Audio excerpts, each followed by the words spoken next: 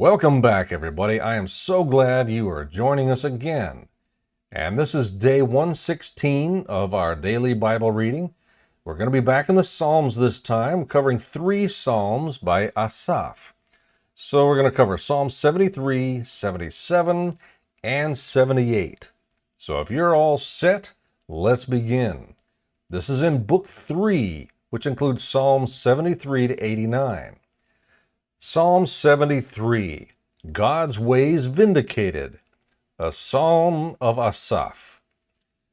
God is indeed good to Israel, to the pure in heart. But as for me, my feet almost slipped. My steps nearly went astray. For I envied the arrogant. I saw the prosperity of the wicked.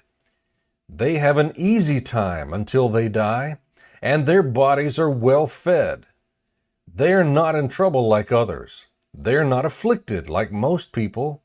Therefore pride is their necklace, and violence covers them like a garment. Their eyes bulge out from fatness. The imaginations of their hearts run wild. They mock, and they speak maliciously. They arrogantly threaten oppression. They set their mouths against heaven, and their tongues strut across the earth. Therefore his people turn to them, and drink in their overflowing words. The wicked say, "How can God know? Does the Most High know everything?" Look at them, the wicked. They are always at ease, and they increase their wealth. Did I purify my heart and wash my hands in innocence for nothing? For I am afflicted all day long, and punished every morning. If I had decided to say these things aloud, I would have betrayed your people. When I tried to understand all this, it seemed hopeless. Until I entered God's sanctuary, then I understood their destiny. Indeed, you put them in slippery places. You make them fall into ruin. How suddenly they become a desolation. They come to an end, swept away by terrors, like one waking from a dream, Lord, when arising. You will despise their image. When I became embittered and my innermost being was wounded, I was stupid and didn't understand. I was an unthinking animal toward you. Yet I am always with you. You hold my right hand. You guide me with your counsel, and afterward you will take me up in glory. Who do I have in heaven but you? And I desire nothing on earth but you. My flesh and my heart may fail, but God is the strength of my heart, my portion forever.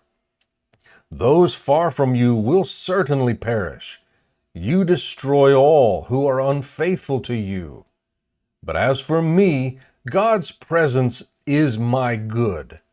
I have made the Lord God my refuge, so I can tell about all you do. Psalm 77, Confidence in a Time of Crisis. For the choir director, according to Yedutun, of Asaph, a psalm. I cry aloud to God, and he will hear me. I sought the Lord in my day of trouble. My hands were continually lifted up all night long. I refused to be comforted. I think of God. I groan. I meditate. My spirit becomes weak. Selah. You have kept me from closing my eyes. I am troubled and cannot speak. I consider days of old, years long past. At night I remember my music. I meditate in my heart, and my spirit ponders. Will the Lord reject forever, and never again show favor? Has his faithful love ceased forever? Is his promise at an end for all generations? Has God forgotten to be gracious? Has he in anger withheld his compassion? Selah. So I say, I am grieved that the right hand of the Most High has changed. I will remember the Lord's works. Yes, I will remember your ancient wonders. I will reflect on all you have done and meditate on your actions. God, your way is holy. What God is great like God? You are the God who works wonders. You revealed your strength among the peoples. With power you redeemed your people, the descendants of Jacob and Joseph. Selah. The water saw you, God. The water saw you. It trembled. Even the depths shook. The clouds poured down water. The storm clouds thundered.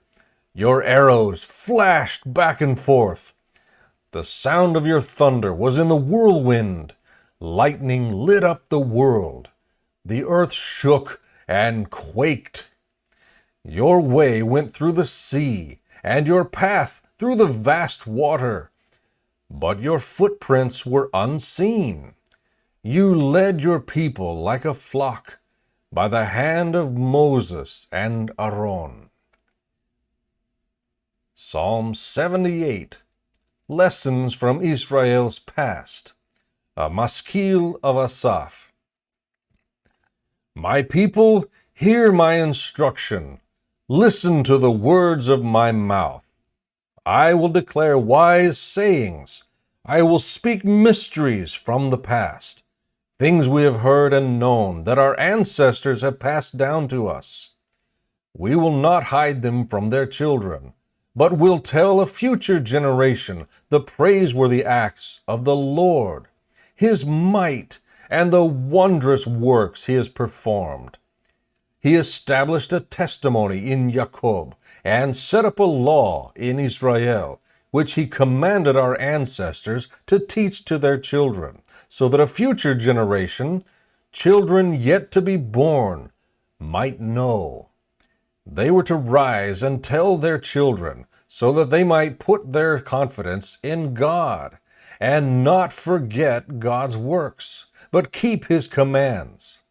Then they would not be like their ancestors, a stubborn and rebellious generation, a generation whose heart was not loyal, and whose spirit was not faithful to God. The Ephraimite archers turned back on the day of battle. They did not keep God's covenant and refused to live by his law. They forgot what he had done, the wondrous works he had shown them. He worked wonders in the sight of their ancestors in the land of Egypt, the territory of Zoan. He split the sea and brought them across. The water stood firm like a wall. He led them with a cloud by day and with a fiery light throughout the night. He split rocks in the wilderness and gave them drink as abundant as the depths. He brought streams out of the stone and made water flow down like rivers. But they continued to sin against him, rebelling in the desert against the Most High. They deliberately tested God, demanding the food they craved. They spoke against God, saying, "Is God able to provide food in the wilderness? Look, he struck down the rock and water gushed out, torrents overflowed. But can he also provide bread or furnish meat for his people?" Therefore the Lord heard and became furious. Then fire broke out against Jacob, and anger flared up against Israel, because they did not believe God or rely on his salvation. He gave a command to the clouds above and opened the doors of heaven. He rained manna for them to eat. He gave them grain from heaven. People ate the bread of angels. He sent them an abundant supply of food. He made the east wind blow in the skies, and drove the south wind by his might. He rained meat on them like dust, and winged birds like the sand of the seas. He made them fall in the camp, all around the tents. The people ate and were completely satisfied, for he gave them what they craved. Before they had turned from what they craved, while the food was still in their mouths, God's anger flared up against them, and he killed some of their best men. He struck down Israel's fit young men. Despite all this, they kept sinning and did not believe his wondrous works. He made their days end in futility, their years in sudden disaster. When he killed some of them, the rest began to seek him. They repented and searched for God. They remembered that God was their rock, the Most High God, their Redeemer. But they deceived him with their mouths. They lied to him with their tongues. Their hearts were insincere toward him, and they were unfaithful to his covenant. Yet he was compassionate. He atoned for their iniquity and did not destroy them. He often turned his anger aside and did not unleash all his wrath. He remembered that they were only flesh, a wind that passes and does not return. How often they rebelled against him in the wilderness and grieved him in the desert. They constantly tested God and provoked the Holy One of Israel. They did not remember his power shown on the day he redeemed them from the foe, when he performed his miraculous signs in Egypt and his wonders in the territory of Zoan. He turned their rivers into blood, and they could not drink from their streams. He sent among them swarms of flies, which fed on them, and frogs, which devastated them. He gave their crops to the caterpillar, and the fruit of their labor to the locust. He killed their vines with hail, and their sycamore fig trees with a flood. He handed over their livestock to hail, and their cattle to lightning bolts. He sent his burning anger against them, fury, indignation, and calamity, a band of deadly messengers. He cleared a path for his anger. He did not spare them from death, but delivered their lives to the plague. He struck all the firstborn in Egypt, the first progeny of the tents of Ham. He led his people out like sheep and guided them like a flock in the wilderness. He led them safely, and they were not afraid. But the sea covered their enemies. He brought them to his holy territory, to the mountain his right hand acquired. He drove out nations before them. He apportioned their inheritance by lot, and settled the tribes of Israel in their tents. But they rebelliously tested the Most High God, for they did not keep his decrees. They treacherously turned away like their ancestors. They became warped like a faulty bow. They enraged him with their high places, and provoked his jealousy with their carved images.